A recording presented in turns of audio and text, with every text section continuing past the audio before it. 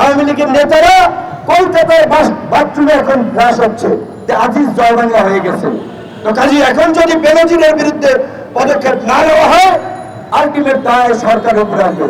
কুকুরে আর কুকুরে হাড্ডি নিয়ে দৌড়তেছে, ওইদিকে সাংবাদিক ছবি তুলে ফেলাইছে, মানে অবস্থাটা এরকম। আওয়ামী লীগের নেতারা কলকাতায় বাথরুমে এখন ব্রাশ হচ্ছে। আজকে আনারের লাশ যদি বাথরুম এবং আপনার পানির ট্যাঙ্ক থেকে উদ্ধার করা যায়, আমরা জানতে চাই ইলিয়াস আলী, হিরু চৌধুরী, আরন সহ নিহতরা কোথায়। আমি আহ্বান জানাবো, দেশ বাঁচাও মানুষ বাঁচাও এই আন্দোলনের ভাইদেরকে, সমস্ত দলের নেতা কর্মীদেরকে নিয়ে চলেন আপনারা আমাদের গুম হওয়া ভাইদের সন্ধানের দাবিতে স্বরাষ্ট্রমন্ত্রী অথবা প্রধানমন্ত্রীর কার্যালয় ঘেরাও করেছে আমাদের গুম হওয়া ভাইদেরকে ফেরত। কারণ ওদের কাছে সব তথ্য আছে, ওরা কোন জায়গায় তাদেরকে রাখছে। আনারের যদি হদিস বের করতে পারে, আমাদের গুম হওয়া ভাইদেরও হদিস বের করতে পারবে। এই বেনজিরের যে গরুর ঘাস করলো কালবেলা, সেইটা নাকি মুড়িয়া হত্যা ধামা চাপা দেওয়ার জন্য বসুন্ধরা কর্তৃক যে টাকা পয়সা জমি ফ্ল্যাট টেলার দেওয়া হয়েছে, সেটা নিয়ে সমস্যা হয়েছে।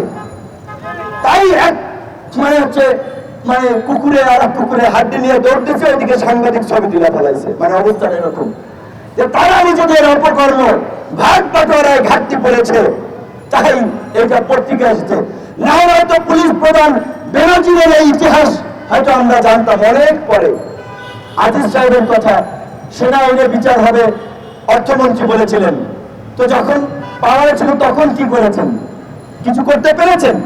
এবং আমি আপনাদেরকে বলছি, আদৌ আজিজ এবং বেনজিরকে সরকার কিছু করবে কিনা সন্দেহ আছে। এলা যে গরম গরম টকশো হচ্ছে, লেখালেখি হচ্ছে, কার্যত এদেরকে কিছু করবে না। আমার গলা একটা রশি পরিয়ে দিয়েছে। আপনারা জানেন, একটা বক্তব্য দিয়েছিলাম, সেটার জন্য 6 দিন আদালতে পর্যন্ত গেছি। আদালত অবমাননা হয়েছে, বিপিনের বক্তব্যে আদালতের ইজ্জত শেষ হয়ে গেছে।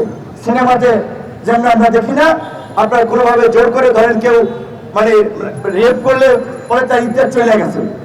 একটা মানুষকে জোর করে টর্চার করেছে, তার মান সম্মান কি গেল? বরঞ্চ যারা তাকে টর্চার করেছে ওই ক্রিমিনালরা হচ্ছে জঘন্য মানুষ। এখন আমার মতো মানুষের বক্তব্যে আদালতের ইজ্জত চলে গেছে, তাই আমাকে দেখা যাচ্ছে 6 দিন গেলাম, আরো কয়দিন যেতে হবে জানি না। তো সেই কারণে এখন রাজনীতিবিদদের বক্তব্য দেওয়া মুশকিল হয়ে যাচ্ছে। পুতিনের মতো, রাশিয়ার পুতিনের মতো তার প্রতিপক্ষকে 1 by 1 সাইজ করবে, পারলে নাভালিনকে যেভাবে বিষ প্রয়োগ করে মেরেছে, এই দেশে এতদিন যা করেছে না করেছে এখন আস্তে আস্তে তাই করবে।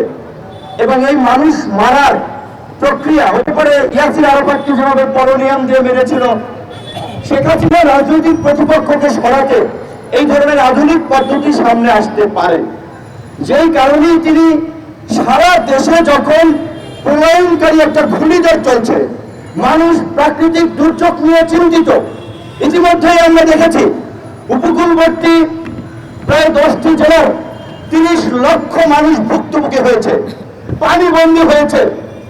এই যে বিনা ভোটের চোর এমপিরা রাষ্ট্রীয় বরাদ্দ থেকে কাজ না করে লুটপাট করে যে বেড়িবাঁধগুলো নির্মাণ করে প্রতি বছর বেড়িবাঁধ ভেঙে যায়, এই বেড়িবাঁধ ভাঙার ফলে এই যে ভুক্তভোগী মানুষেরা অনাহারে অর্ধাহারে দিন কাটছে, একটা অমানবিক পরিস্থিতির সৃষ্টি হয়েছে। আজকে বিবিসির রিপোর্টে বলেছে গত 20 বছরে এই ধরনের প্রলয়নকারী, এই ধরনের দীর্ঘস্থায়ী ঘূর্ণিঝড় হয় নাই। সেই সময়ে রাজনীতিতে ঝড় উঠাই দিয়েছেন প্রধানমন্ত্রী। রাষ্ট্রপতি তো একবার পাটনা উঠেছিল, আপনাদের মনে আছে তো?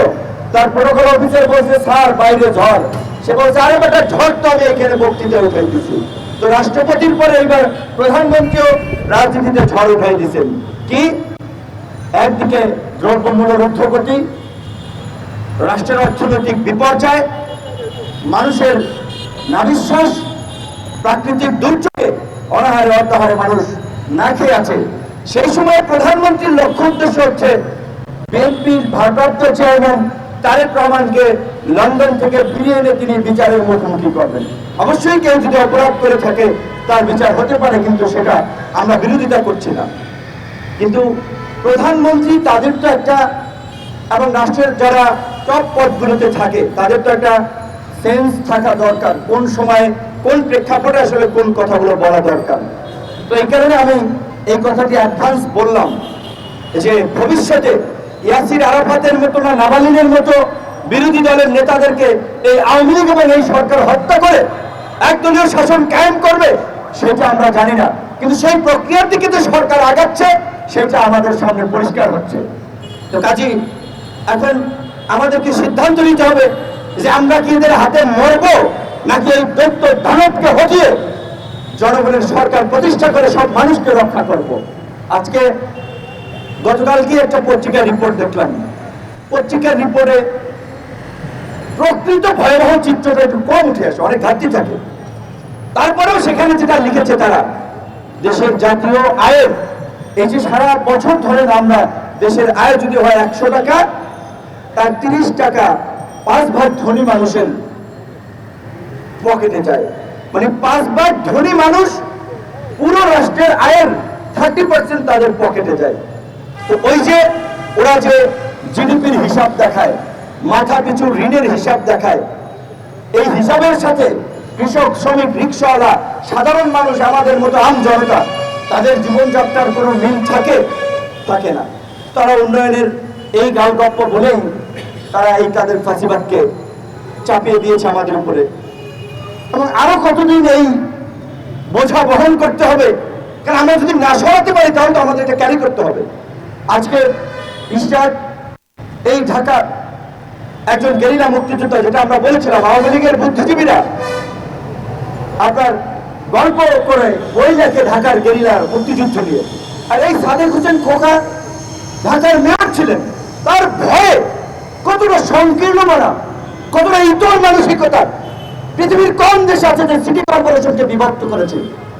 এই ইতর আওয়ামী লীগ নিজেদের ক্ষমতার আধিপত্য কায়েম করার জন্য, ঢাকাকে দখল করার জন্য ঢাকা সিটি কর্পোরেশনকে ভাগ করেছিল উত্তর এবং দক্ষিণে। কারণ বুঝতে পেরেছিল এই ইতরদেরকে মানুষ ভোট দিবে না। সাদেক হোসেন খোকা বঙ্গবন্ধুর কন্যা আওয়ামী লীগের প্রধানমন্ত্রী শেখ হাসিনাকে ভোটে হারিয়েছিলেন, তার সাথে তো অন্য কেউ জিততে পারবে না। তখন এই সিটি কর্পোরেশনকে ভেঙেছিল। সেই সাদেক হোসেন খোকার ছেলে দেশের বাইরে পড়াশোনা করে এসেছে, আমাদের সমবয়সী তরুণ বন্ধু অনেক আলাপ আলোচনার কথা বলেছি। এবং দেখেন নিষ্ঠুরতা কি, তার ছোট ভাইয়ের বাবা নাই, বড় ভাই হিসেবে বাবার দায়িত্ব পালন করেছে। বিয়ের আনুষ্ঠানিকতা, বিয়ে হয়েছে অনেক আগে, আনুষ্ঠানিকতা কিছুদিন আগে করলো সব স্বজনদেরকে নিয়ে।